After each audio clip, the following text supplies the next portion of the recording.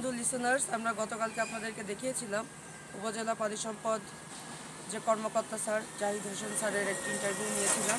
আজকে আমরা এসেছি একটি খুবই ব্যতিক্রমধর্মী এবং খুবই সময়োপযোগী উদ্যোগ উপজেলা পানি সম্পদ ও ডেইরি উন্নয়ন প্রকল্প LDDDP এর আওতায় ন্যায্য মূল্যে একেবারে পানি সম্পদ মন্ত্রণালয় অফিসের সামনেই এখানে ন্যায্য মূল্যে ডিম এবং দুধ বিক্রি করা হচ্ছে সরকারি রেটে। আমরা অনেক সময় বাজার যে রেটে কিনি তার থেকে এখানে যে মূল্যটি এটা সরকার নির্ধারিত।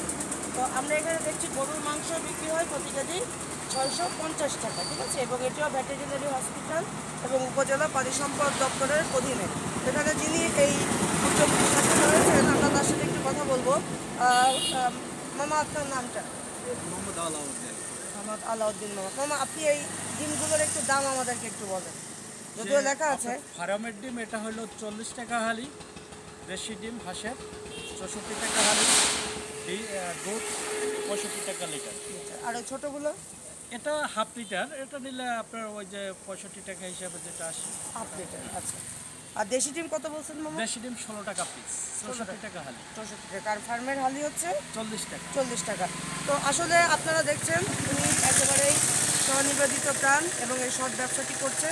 তো যারা ফকিরহাটবাসী আছেন আপনারা আসলে অনেকের পরিবারের জন্য আমরা দেখা যায় মাসিক বাজার বা সাপ্তাহিক বাজার করি। তো আমরা এই জায়গাটিকে দেখাই দিলাম আপনাদেরকে, একেবারে পানি সম্পদ মন্ত্রণালয় অফিসের পাশেই, সামনেই রয়েছে এটি উপজেলার একটু আগে।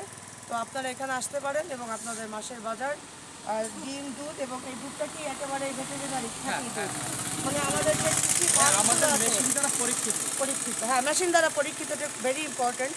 তো এইটা একেবারে পিওর।